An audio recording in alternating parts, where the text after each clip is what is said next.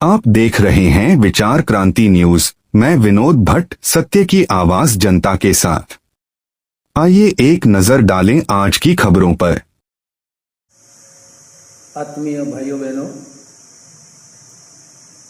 वर्तमान સમયમાં પરિસ્થિતિઓને જોતા એવું લાગે છે કે માનવી સમાજ, સંસ્કૃતિ, ધર્મ અને પ્રકૃતિ આ ત્રણેય બેચેન છે। કારણ વધતું જતું આસ્થા સંકટ,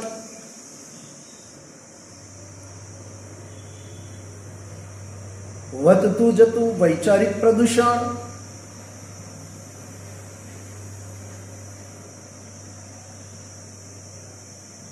દિન પ્રતિદિન બગડતું વાયુ પ્રદૂષણ, पर्यावरण अशुद्धि,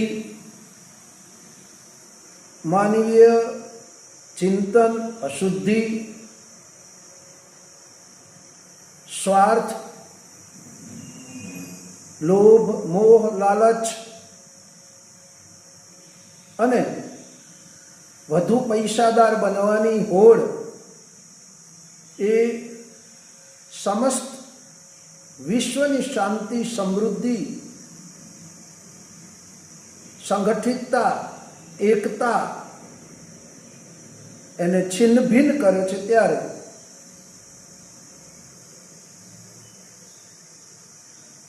આપણે શું કરવું જોઈએ, આપણી શું ફરજ છે,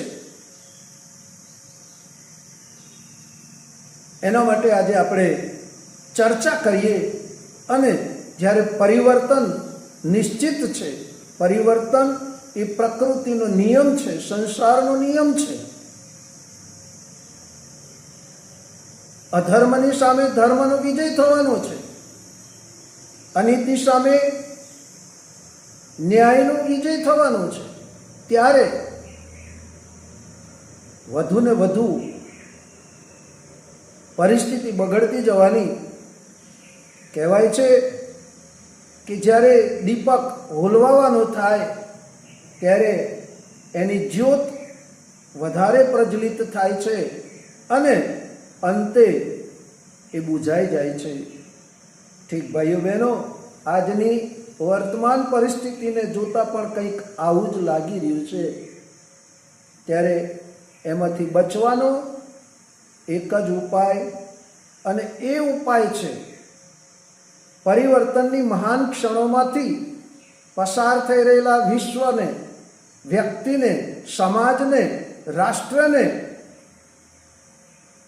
સશક્ત, સમૃદ્ધ અને શ્રેષ્ઠ બનાવવા માટે આપણે આપણા પરિવર્તન કરવું પડશે।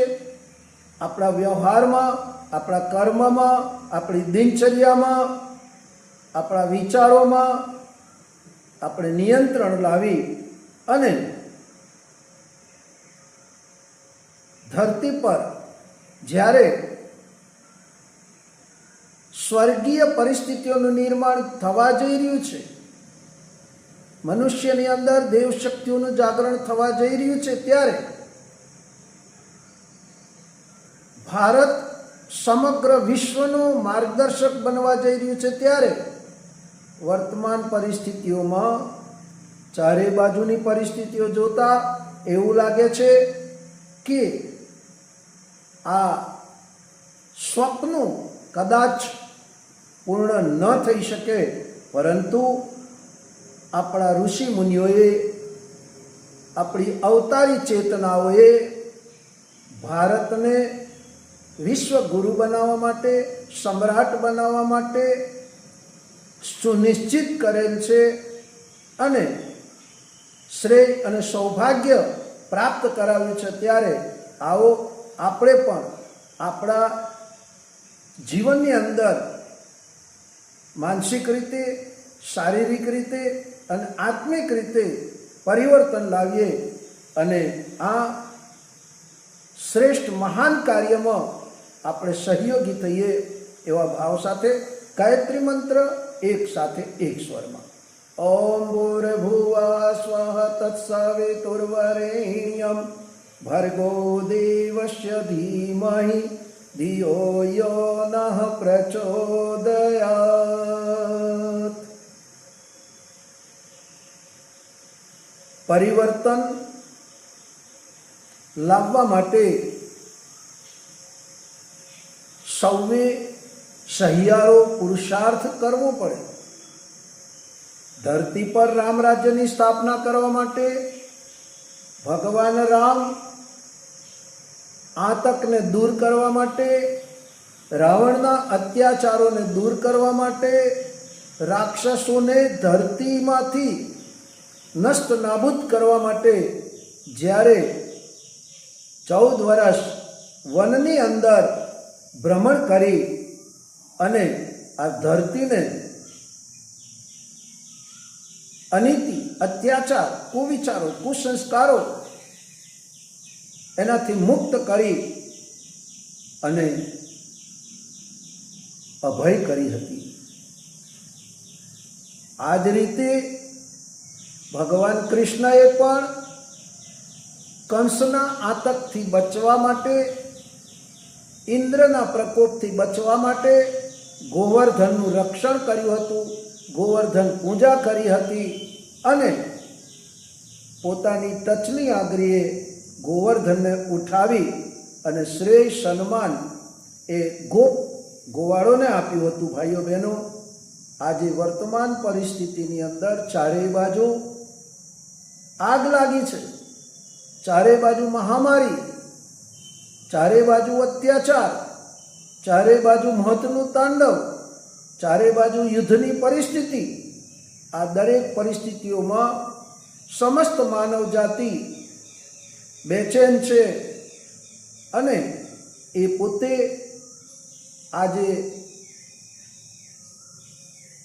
ડરી રહી છે કે આવતા સમયમાં શું થશે. આજે મોંઘવારી ચરમસીમા પર છે. ત્યારે આપણે સેલ્ફ કોન્ફિડન્સ સાથે સ્વયં અનુશાસિત બની અને જીવન જરૂરિયાતો પૂરતું વિચારી અને વધુ પડતો ખર્ચ અટકાવીએ,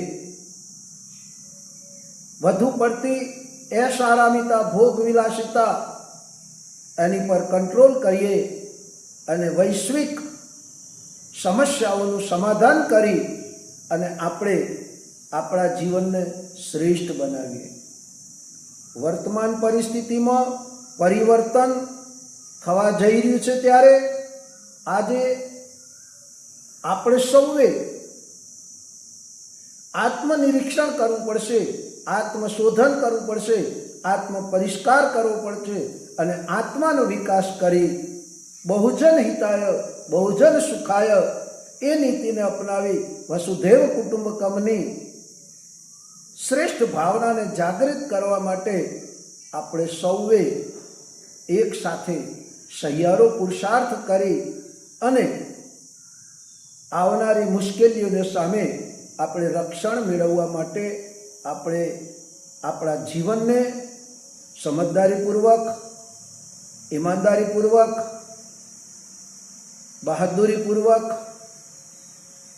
નિડરતાથી આપણા મન ઉપર કાબૂ મેળવી અને વિચાર સંયમ, વાણી સંયમ, ઇન્દ્રિય સંયમ અને અર્થ સંયમ જેવી એ દિવ્ય શક્તિઓને જાગૃત કરી અને આપણે આવનારી તમામ વિભીષિકાઓ, સમસ્યાઓનું સમાધાન કરવું પડશે અને એ જ બદલાય જો દ્રષ્ટિકોણ તો હર માનવ બદલાઈ શકે છે. દ્રષ્ટિકોણના પરિવર્તનથી આખું વિશ્વ બદલાઈ શકે છે. એના માટે યુગ ઋષિ પરમ પૂજ્ય ગુરુદેવ પંડિત શ્રી શ્રીરામ શર્મા કે આચાર્ય છે કહે છે કે હમ બદલેંગે યુગ બદલેગા, હમ સુધરેંગે યુગ સુધરેગા. ભાઈઓ બહેનો, આ પરિવર્તનનો જો કોઈ શ્રેષ્ઠ અને સરળ ઉપાય હોય તો આપણે આપણી જાતને બદલીએ અને આપણે પરિવર્તન લાવીએ. આ વિડીયો આપને ચોક્કસ ગમ્યો હશે. આપ આપના મિત્ર મંડળ સુધી પહોંચાડજો, લાઈક કરજો, શેર કરજો અને આ પરિવર્તનની મહાન ક્ષણોમાંથી જ્યારે વ્યક્તિ, પરિવાર, સમાજ, રાષ્ટ્ર અને વિશ્વ પસાર થઈ રહ્યું છે ત્યારે આવો આપણે ઉપાસના, સાધના, આરાધના, સમયદાન અને અંશદાનની એક આહુતિ આપી અને વિશ્વને મહાન બનાવીએ, ભારતને મહાન બનાવીએ, શ્રેષ્ઠ બનાવીએ એવા ભાવ સાથે આપ સૌને નમસ્કાર.